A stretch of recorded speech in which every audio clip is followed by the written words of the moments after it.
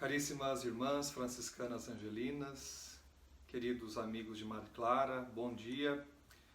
É uma satisfação estarmos hoje reunidos, não obstante a diferença geográfica, para rezarmos e para contemplarmos o mistério de Deus que reluz na vida de Madre Clara. Estamos aqui hoje para este momento de reflexão, tendo como tema: tornai-vos imitadores de Deus, buscai a plenitude do Espírito, com base na profunda teologia da Carta aos Romanos, segundo a qual a vida cristã é uma vida pneumática, é uma vida moldada pelo Espírito e ao mesmo tempo habitada pelo Espírito enquanto habitação daquele que em Cristo é renovado mediante o batismo na vida do próprio Espírito, ou seja, na vida do próprio Deus. E o lema: Clara, mulher profundamente evangélica.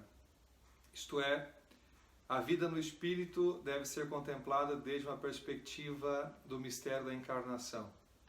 Com efeito, a fé cristã é uma religião eminentemente concreta.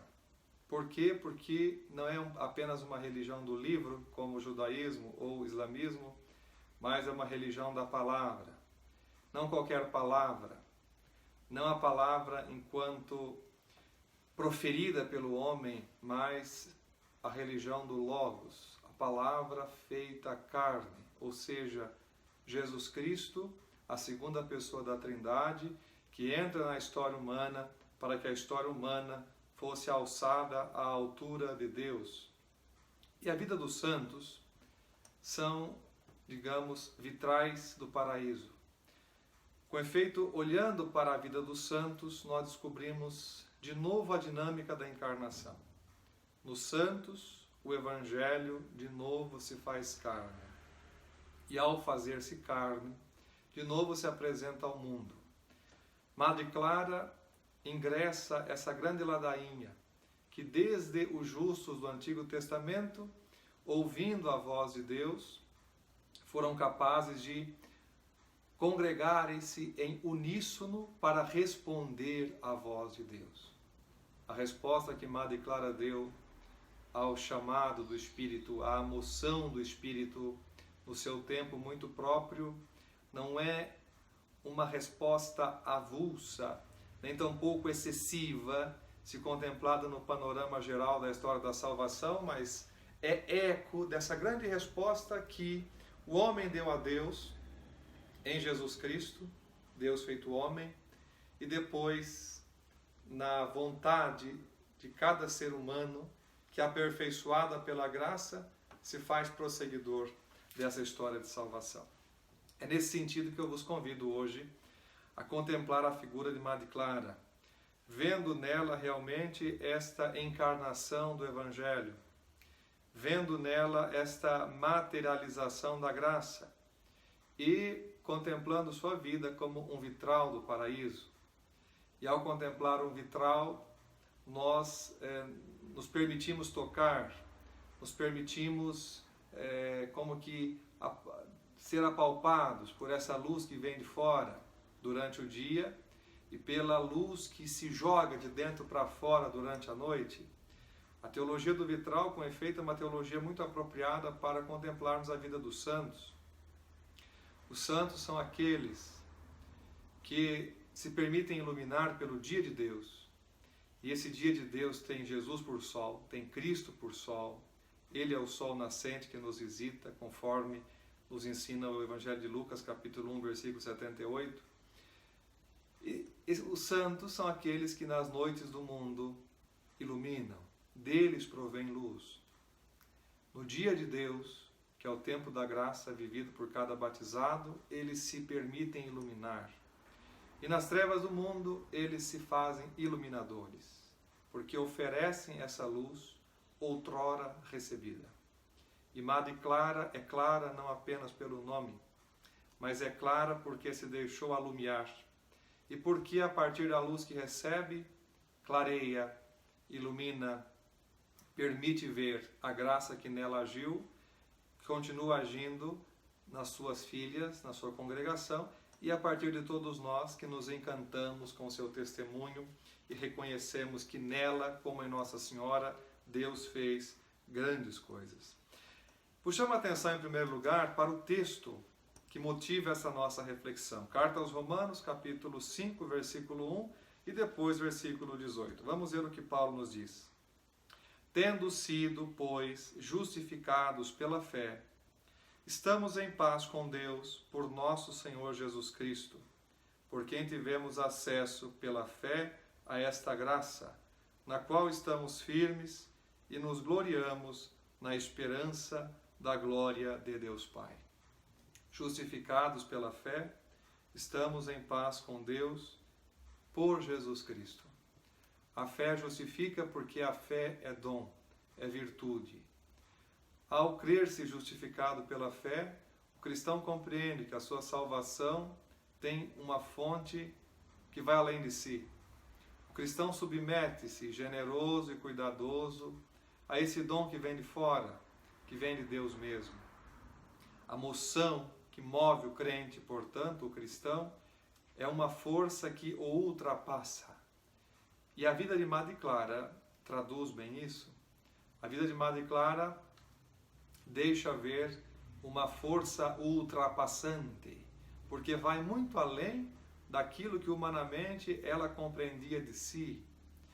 E o seu modo de responder às inquietações e às interrogações que a vida foi lhe colocando, tanto a vida, digamos, individual, pessoal, quanto a circunstância, porque Madre Clara, muito cedo, deixou de ser apenas uma pessoa e tornou-se um ícone, tanto quando irmã franciscana terciária, depois diretora de colégio e depois fundadora, isto é, Madre Clara vai crescendo nessa perspectiva icônica, não é?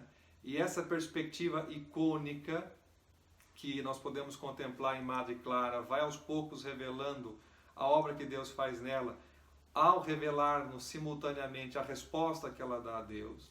E quando eu digo que nela nós contemplamos uma perspectiva icônica ascensional, eu me refiro ao significado da palavra ícone.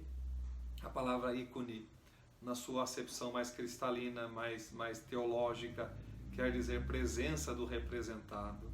Ou seja, Madre Clara, à medida que se aprofunda na missão a qual Deus a chama, à luz do Espírito, ela vai se tornando presença desse representado, presença desse invocante, daquele que a invoca, daquele que a chama. E aqui está, de fato, a perspectiva, o elemento que nos permite entender que Madre Clara viveu essa dinâmica da justificação, submetendo-se à vontade de Deus e encontrando na vontade de Deus o critério que descrevesse a sua existência e que projetasse a sua existência como missão. Depois, o outro versículo, Romanos 5, 18, nós escutamos. Por conseguinte, assim como pela falta de um só resultou a condenação de todos os homens, do mesmo modo, da obra de justiça de um só, resultou para todos os homens justificação que traz a vida. A solidariedade humana no pecado, representado pela culpa de Adão, nosso primeiro pai, é aqui vencida pela solidariedade do mistério da salvação, do mistério da piedade. Assim como houve uma solidariedade no pecado, em Cristo nós temos uma solidariedade na graça. E os santos são os que de maneira mais avultada revelam na vida essa solidariedade participada. Madre Clara participa desta solidariedade que o Cristo nos chama ao oferecer-nos a graça da salvação. E essa solidariedade que Madre Clara assume com o Cristo que nos salva, rompendo com o velho Adão, porque o santo é alguém que tem coragem e força para romper com o velho Adão. Romper com o velho Adão aqui não significa negar a sua origem adâmica, negar a sua condição frágil e pecadora, mas ao contrário, romper com o velho Adão significa conscientizar-se tanto da sua origem frágil que se torna capaz de apegar-se àquele que é forte. Madre Clara fez isso. Rompe com o velho Adão e apega-se tão só com o novo Adão, Jesus Cristo. Daí a sua confiança tão extrema que por vezes beirava a ingenuidade. Por exemplo, quando Madre Clara repete diante das adversidades que a assolam na última etapa da vida, a partir de 1898, com a crise que leva à deposição de sua pessoa do cargo de superiora geral, Deus sabe o que faz. Uma frase tão humilde, que beira a ingenuidade por vezes diante de ouvidos muito apegados à razão, mas que traduz bem isso. Traduz essa entrega generosa e confiante ao novo Adão, que nos oferece não a perdição do pecado, mas a salvação da graça. Tão norteados por esses 2 versículos da carta aos Romanos, que é uma carta que tem por finalidade exaltar a dimensão gratuita da graça de Deus em favor do homem, eu vos convido a contemplar alguns elementos da vida de Madre Clara. Nós queremos aqui repercorrer esse caminho, permitirmos-nos entrar nessa catedral viva que é o testemunho de Madre Clara e olhando para esses vitrais que podemos encontrar nela as suas virtudes, seus reveses, a sua imersão no mistério de Deus, nos permitirmos iluminar com essa luz que ela tem para dar, que não é dela, mas é também recebida do divino esposo que ela assumiu, Jesus Cristo. Um primeiro elemento que me chama a atenção e que por vezes passa despercebido é um dado biográfico de Madre Clara. Sabemos que Madre Clara nasceu num contexto de burguesia, uma família nobre, e no momento crucial da história da Europa, as grandes revoluções do século XIX, ainda do século XVIII, todos os efeitos da Revolução Francesa, o anticlericalismo que vai crescendo, e a desconstrução de um mundo para se construir outro. Um pouco mais à frente, nós temos lá todos os movimentos por unificação na Itália, na Alemanha, que são movimentos que vêm carregados de anticlericalismo, mas Madre Clara nasce numa família piedosa, católica. E como nobre, Madre Clara recebeu 6 nomes: Ângela, Catarina, Madalena, Batistina, Maria, Albertina. E aí o que aconteceu? Foi chamada de Nina, um apelido afetuoso. Tem um dado interessante, porque o nome é aquilo que nos identifica. Ao vir para o mundo natural, ao nascer para o mundo, Madre Clara recebe 6 nomes. Se nós voltamos ao Gênesis, nós percebemos que o homem é criado no 6º dia. São 7 dias da criação, o homem é criado no 6º dia. O 6º dia sem o 7º é imperfeito, porque no 7º dia Deus descansa e emite o seu juízo tão gracioso sobre a criação. Deus viu que era tudo muito bom. Daí toda a teologia do sábado, que é um dia sagrado para o Antigo Testamento. Mas qual a mensagem do Gênesis? Que nos põe o homem, que é, digamos, entre as demais criaturas, o principal eixo. Deus, inclusive, abençoa o homem, segundo o capítulo 1 do Gênesis, diferente dos outros elementos criados, que não se diz que Deus abençoa ou abençoou. Mas no 6º dia nasce o homem. E no 7º dia Deus descansa. De fato, o 6º dia sem o 7º é imperfeito. O homem sem Deus é nada. Daí os santos padres, depois de interpretarem que Jesus morre no 6º dia, na sexta-feira, porque no dia em que o homem foi criado, o homem morre para nascer o homem novo. No 8º dia, que é o domingo, o domingo da Páscoa, nascer Jesus ressuscitado, o homem novo, do qual todos nós fazemos parte. Então, por que eu chamo essa atenção para isso? Porque Madre Clara recebe 6 nomes, mas sem o 7º, Madre Clara não chega à estatura ideal. Sem o 7º, Madre Clara, Nina, é imperfeita. Sem o 7º nome, sem esse 7º dia, que é o dia de Deus, é imperfeita essa menina que já nasce tão virtuosa. Por isso que Clara, aqui em sua vida é muito mais do que um nome, muito mais do que uma missão. Clara é aquilo que representa a sua completude. A sua completude está em Deus. E vejam bem, essa completude provém de uma missão. Assim como o homem, criado à imagem de Deus, recebe uma missão, segundo o Gênesis, a missão de obedecer ao Criador e de colaborar com Ele na criação, Nina também possui uma missão.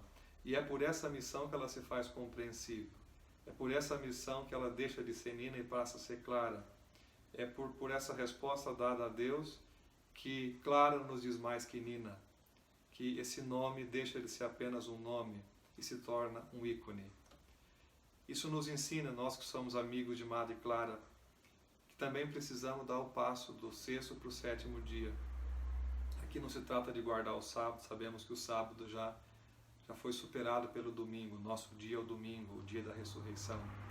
Mas precisamos passar do 6º para o 7º dia, em que sentido? De compreendermos de fato que sem Deus não somos nada. E Madre Clara nos ensina com a sua vida, sem Deus não se é nada. Tudo o que ela faz, ela tem consciência de que a razão e a fonte não é si mesma, mas está fora de si. Deus em seu mistério. Pois um outro elemento muito importante, que lendo esse material tão rico sobre Madre Clara me chama a atenção, é a vida domiciliar, no primeiro momento, perde a mãe, depois de um tempo o pai se casa de novo. A sua vida, que até o momento era muito cômoda, vai se tumultuar, embora não haja de sua parte um lamento descritivo disso, ela acena isso. Entretanto, existe um tumulto, né? Um pouco como a perspectiva do Evangelho. Os primeiros cristãos, os destinatários do Evangelho, viveram esse drama. Enquanto Jesus está com eles, existe uma consolação, existe um movimento de pacificação.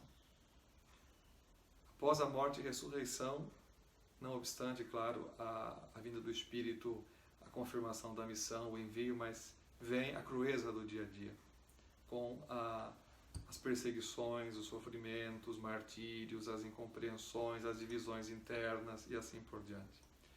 Madre Clara prova um pouco isso, né? Prova essas duas dinâmicas do existir, a vida que é magnífica, mas ao mesmo tempo é dramática. E aqui, esta sua vida domiciliar é de fato uma espécie de laboratório do seu evangelho pessoal, que não é outro senão o Evangelho de Jesus. Entretanto, uma aplicação prática do Evangelho num tempo diferente do tempo de Jesus. Isto é, ela vive no século XIX, mas aplica o Evangelho de Jesus. Então, a sua vida domiciliar foi um pouco esse laboratório que a fez entender essa ambiguidade da existência. Essa ambiguidade da existência. Depois, ela ingressa nas Irmãs Franciscanas Terciárias, em Gênova, e ali o que acontece? Sai de sua terra, não é? E ao sair de sua terra, ela é vocacionada, ela é, digamos, chamada a uma exigência mais profunda, quando o desejo de viver o carisma de maneira mais radical a faz optar por um novo caminho. Tem toda a história que vocês conhecem com certeza, mas no fim o que acontece? A fundação de uma nova congregação. Percebam que ao ser chamada para ao tomar consciência dessa nova missão, ela não está em sua terra, não está em Savona, não é? Mas está fora do centro. A experiência de grandes homens da fé reproduzem esse mesmo caminho. Se vamos, por exemplo, ao livro do Gênesis, nos deparamos com a vocação de Abraão. O que nos diz o texto? Nos diz Gênesis 11, 31 em diante. Taré tomou seu filho Abrão, seu neto Ló, filho de Harã, e sua nora Sarai, mulher de Abrão. Ele os fez sair de Ur dos caldeus para ir à terra de Canaã, mas chegados a Harã, aí se estabeleceram. Abraão sai de sua terra, Ur dos caldeus, com seu pai. Veja, a primeira migração de Abraão não foi motivada por uma moção divina. Saiu com seu pai e sua parentela. Então, Harã não é a terra natal de Arão. A terra natal de Arão é Ur dos caldeus. Aí nós vamos ao capítulo 12 do Gênesis, versículo 1. O Senhor disse a Abrão: sai da tua terra, da tua parentela e da casa de teu pai, para a terra que te mostrarei. Eu farei de ti um grande povo, eu te abençoarei, engrandecerei teu nome, sê uma bênção. Arão é chamado por Deus fora da sua terra. Depois, se nós vamos lá em Êxodo, nós encontramos a vocação de Moisés. Moisés também. Moisés, vocês sabem, cresce no Egito, vive no Egito. Entretanto, fugindo do faraó, ele vai para Madiã, que é uma região estrangeira, fora do Egito. Já no capítulo 3 do Êxodo, versículo 1, nós escutamos: apacentava Moisés o rebanho de Jetro, seu sogro, sacerdote de Madiã. Conduziu as ovelhas para além do deserto e chegou a Horebe, a montanha de Deus. O anjo de Javé lhe apareceu numa chama de fogo no meio de uma sarça. Moisés olhou e eis que a sarça ardia no fogo, e a sarça não se consumia. Então disse Moisés: darei uma volta e verei esse fenômeno estranho. Verei por que a sarça não se consome. Viu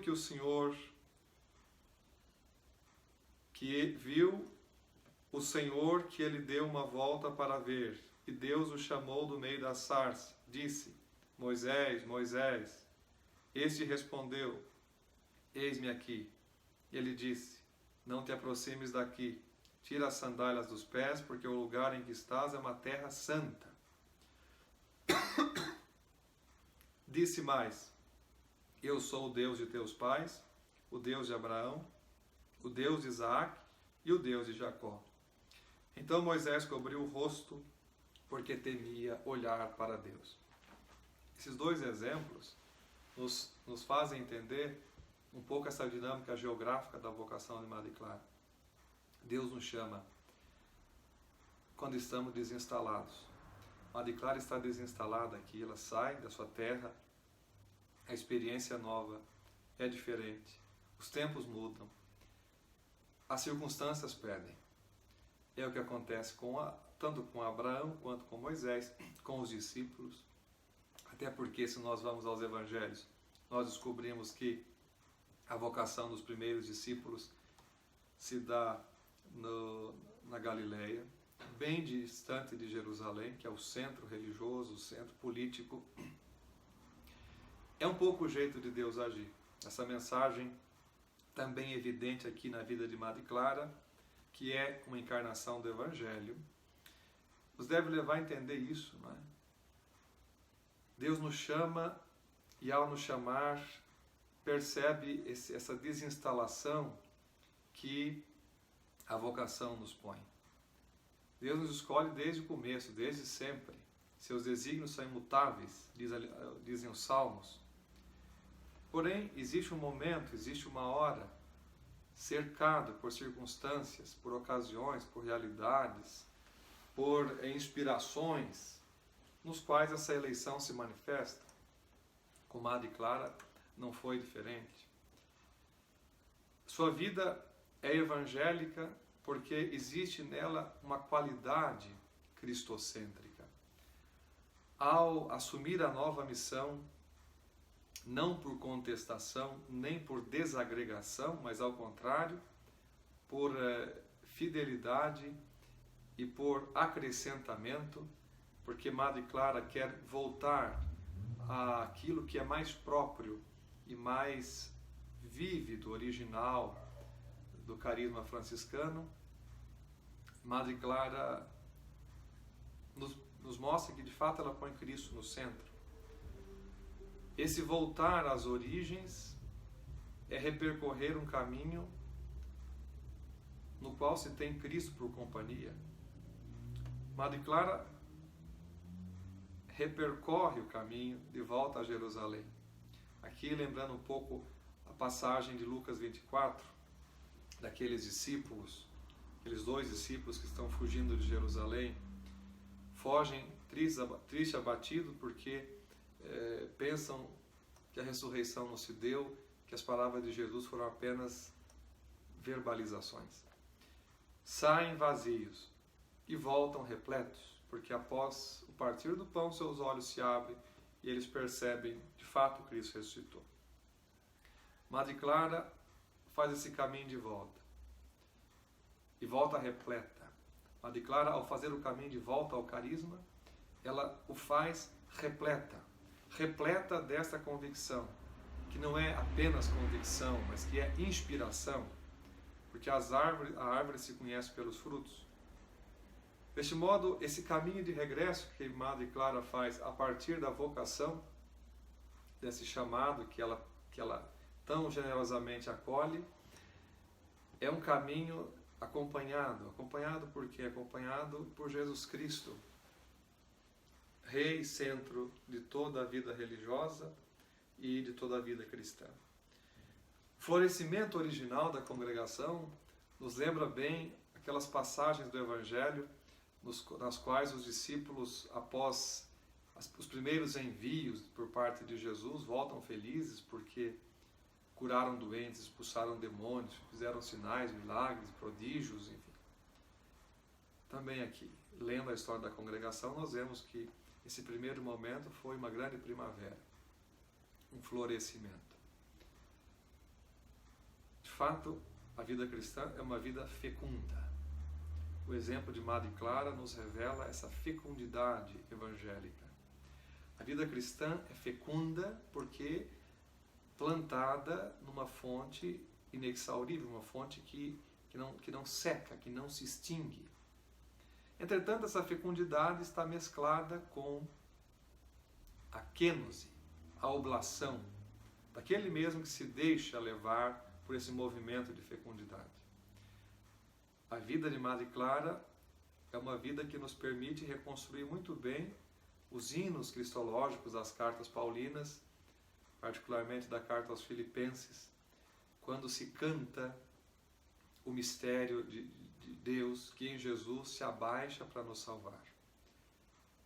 Cristo não se apega à sua condição divina, mas faz-se igual ao homem, exceto no pecado, para salvar o homem. Também Madre Clara. Então, o primeiro momento nós vemos um grande florescimento, uma primavera. Lembra essa volta dos discípulos para o Mestre, né, com tanta coisa para dizer. Em seguida, nós encontramos aquilo que vocês com certeza conhecem bem, porque amigos de Madre Clara estão já inseridos no seu carisma e na sua história. Nós encontramos esse momento de provação, que podemos chamar de kênose de Madre Clara. Obviamente que toda a sua vida foi kênose, porque a vida cristã é kênose, né? Mas esse momento segundo da história da fundação traz mais vividamente a dinâmica do abaixamento, da renúncia, da autorrenúncia, por questões internas, também externas, por incompreensões. Madre Clara é destituída da superioria geral da congregação, a casa geral é transferida, né, de Castel Spina, ela fica ali sem informações, a revelia, um pouco a história muito semelhante à de Madre Paulina, que fundou no Brasil a Congregação das Irmãzinhas da Imaculada Conceição. Mas a kênose de Jesus nós encontramos, ao estudar a teologia da kênose de Jesus, do seu abaixamento, a palavra kênose significa abaixamento, nós percebemos que essa kênose, ela se desenvolve espiritual e teologicamente. Cristo é Deus, se faz homem, então se abaixa. Mas além de se fazer homem, ele vai morrer na cruz, enfim, sofrer, ser rejeitado, ultrajado. Mas além disso vai se fazer pão, faz-se pão e vinho. Dois elementos tão frágeis. Então, se no seio de Maria Deus se faz homem e o homem é criatura divina, no pão e no vinho, Cristo, Deus encarnado, a segunda pessoa da Trindade, se faz algo ainda mais efêmero, pão e vinho, uma criatura da criatura. E percebam que a presença de Jesus conosco, mediante o sacramento ao longo dos séculos, é uma presença quenótica. Diferente do Deus do Antigo Testamento, que se manifestava em grandes eventos, nuvem de fogo, terremoto, né, eventos naturais fulgurantes, o Cristo, o revelador do Pai, a plenitude do amor do Pai, escolheu para ficar conosco um elemento quenótico, ou seja, um elemento que nos faz tocar a sua mais baixa realidade, porque se abaixa, né, se humilha, quer dizer, se aproxima de nós, uma realidade tão pequena. A vida de Madre Clara traz consigo esse progresso quenótico. Desde a sua vida, digamos, cômoda, em casa, a sua origem nobre, não é? A sua ascendência nobre, depois o ingresso no franciscanismo, que é uma congregação, é um ramo de famílias religiosas pautadas na pobreza, na mendicância, originalmente assim, pois funda uma congregação tentando e buscando voltar ao mais original disso, e por fim é deposta, vive no anonimato, no escondimento, e morre também sem nenhum tipo de egocentrismo, né? de centralidade, morre na periferia. Quando eu digo periferia, entenda, a periferia da situação, talvez não na periferia geográfica, mas na periferia da situação. Vejam que na vida de Madre Clara, de fato, vemos o Evangelho porque ali se reproduz.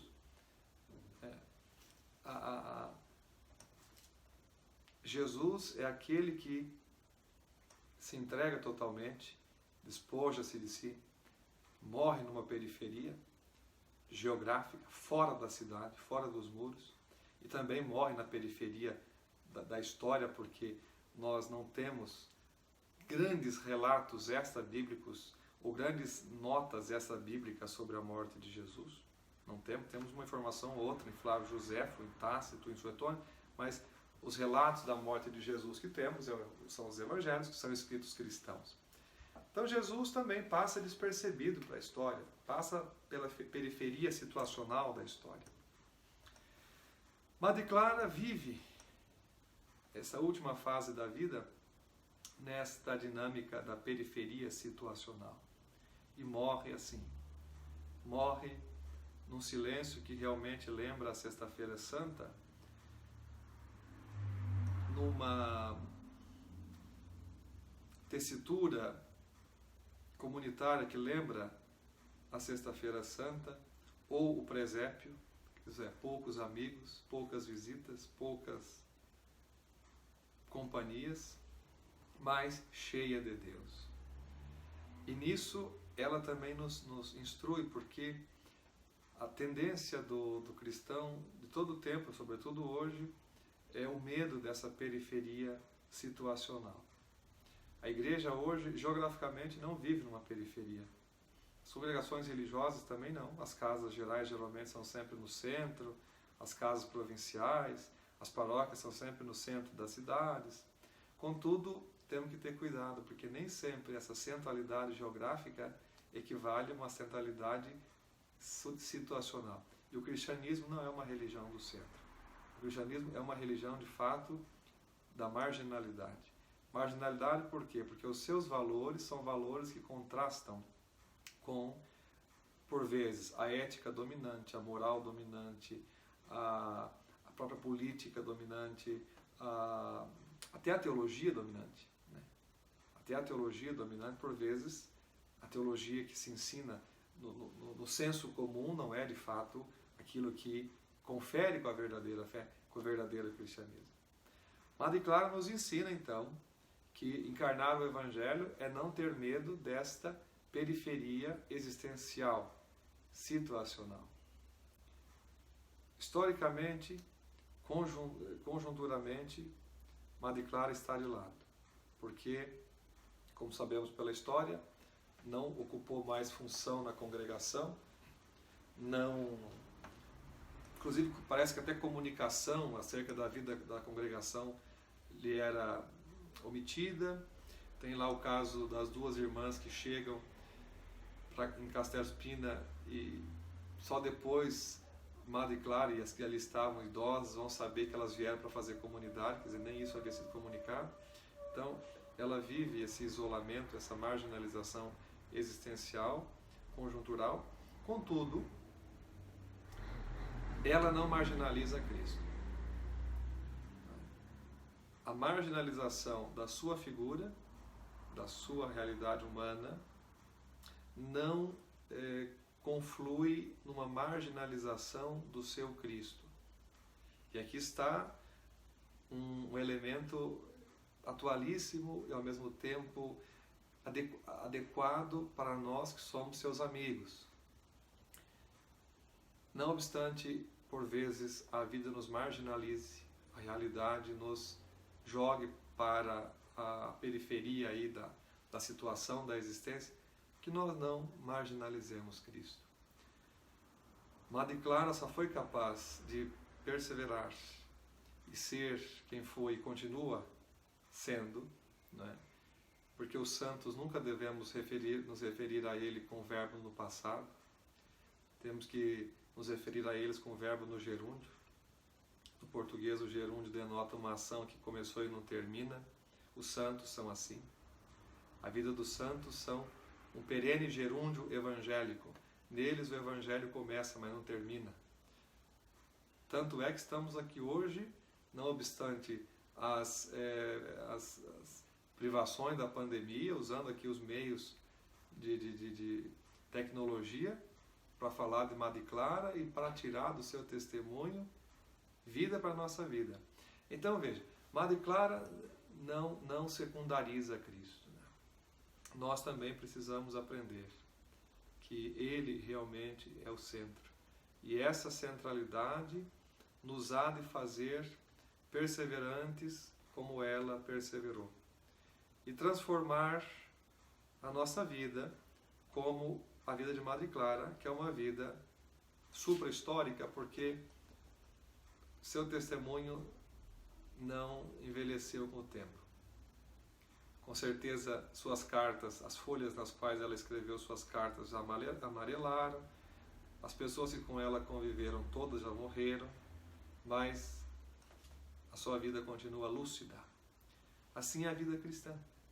O cristão é tão luminoso que para ele a escuridão do túmulo não é perigo e nem tampouco ponto definitivo. A vida de Madre Clara ficou no silêncio. Por muito tempo não se falou, como dizem os textos, inclusive por medo, né, de se reativar velhas feridas. E a partir do Concílio Vaticano II nós temos uma revalorização das fontes, voltar às fontes, a congregação volta às fontes e o testemunho de Madre Clara reluz. Esse tempo de silêncio é o tempo necessário, como o vinho que está guardado no barril, no bom barril de carvalho, para ser melhor. Também aqui. A vida de Madre Clara é uma vida marcada pelo silêncio. Embora muito ativa, para o seu tempo, uma mulher prospectiva, contudo, uma amante do silêncio. Realmente, só o silêncio pode conter o infinito. Assim sendo, esse tempo, esse silêncio, esse aparente esquecimento ou escondimento dessa grande mulher, foi esse período de maturação desse vinho bom, desse vinho melhor, que agora nós conseguimos sorver por graça de Deus. nós, olhando para trás, temos condições de apreciar com maior dignidade esse vinho tão digno, que é a vida de Madre Clara. Uso aqui a imagem do vinho, porque é uma imagem bíblica, e porque o vinho traz alegria, como o próprio livro do Cântico dos Cânticos canta o vinho, né? O vinho da alegria. E esse silêncio foi um ambiente vital, com certeza, para a manutenção da sua fidelidade. A vida cristã é uma vida que exige de nós a capacidade de silenciar, para se escutar a Deus. O silêncio, que não é sinônimo de mutismo, não é deixar de falar, mas é um estado de espírito. Os santos foram homens de silêncio, mulheres de silêncio. É tão importante quanto outras dimensões da vida. Por exemplo, para o casal, a fidelidade conjugal, um valor altíssimo que nós cristãos católicos tanto defendemos.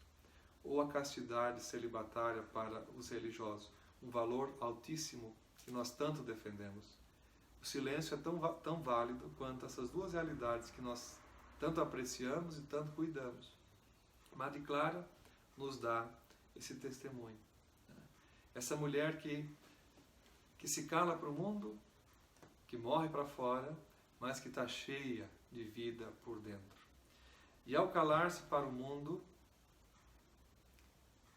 deixa as obras falar. A sua vida marcada pela discrição e pelo recolhimento, porque encontramos nela traços muito profundos de uma espiritualidade monástica concentrada, foi uma espécie de suspensão dos lábios para dar protagonismo às mãos. Em Madre Clara nós contemplamos um pouco isso, uma suspensão dos lábios, aqui imagem da verbalização, do barulho, para dar protagonismo às mãos, isto é, às obras, ao fazer. E essas obras de Madre Clara não são apenas obras de conjuntura, ela não pensa a realidade fora de si como uma simples líder de uma ONG, ao contrário, são obras de salvação. As obras que ela faz são as obras que Jesus fez, que disse que os seus discípulos, os seus seguidores, também fariam. Então, meus amigos, minhas amigas, amigos de Madre Clara, e nisso nós estamos sempre perto, porque conhecer o testemunho de Madre Clara é tornar-se irresistivelmente seu amigo, seu devoto. Aqui temos a relíquia de Madre Clara. Gostaria de chamar a atenção para esses pontos, partilhar um pouco aquilo que eu venho refletindo, rezando sobre essa mulher tão alta, tão grande, e de fato deixar pontuadas essas dimensões, né?